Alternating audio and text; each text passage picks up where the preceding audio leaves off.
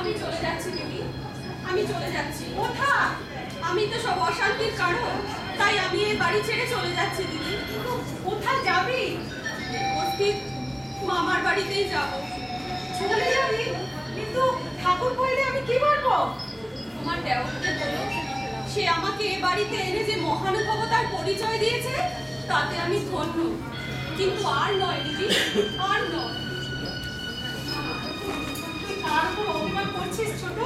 শেষে এত কিছুর পরেও তুই হার স্বীকার করবি? দিদি, তোমার দেওরের কথায় মনে বল নিয়ে চেষ্টা করে তো দেখলাম।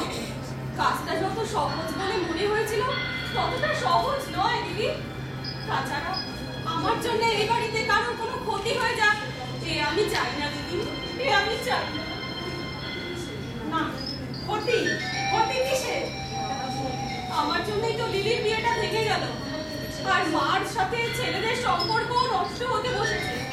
তাছাড়া আমি আর সকলের সামনে অপমানিত হতে চাই না।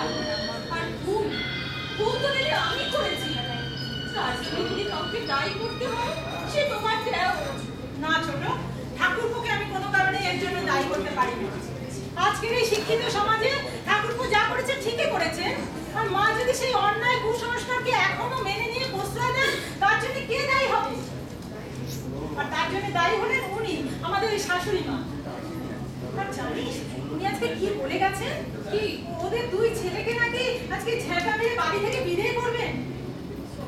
না দিদি, সব কিছু ঠিক হয়ে যাবে।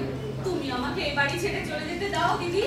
আমি থাকলে এই সংসারে শীঘ্র একটা আগুন জ্বলবে, আমি তা সহ্য করতে পারবো না দিদি। শেষে মার মতো আমারও না সবকিছু হারাতে হয়। তাই দিদি তোমার যদি পায়ে পড়ি তুমি আমায় যেতে দাও। না ছোট, আমার কথা শোন, এত অল্পেতে অন্তত এত উতলা হলে চলে না। তুই শেষে পরাজিত হতে চাস? সমাজের এই অন্যায়ের কাছে প্রতিবাদ করেও শেষে মেনে নিতে চাস?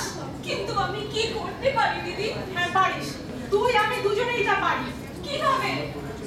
তাকে সরিয়ে ফেলতে হবে। মানে মানে মেরে ফেলতে হবে? কাকে?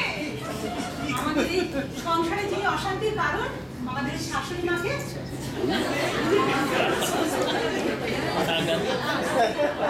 না দিদি, তা হয় না, তা হতে পারে না। এবং তার উপায়ও আমার জানা আছে। কি? আমার কাছে কিছুটা পলিডল আছে। হ্যাঁ, এই পলিডল ব্যবহার করে আমাদের বাঁচার পথ পরিষ্কার করতে হবে। না দিদি, ওসবের কোনো দরকার নেই।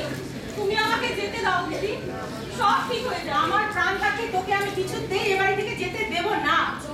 চল।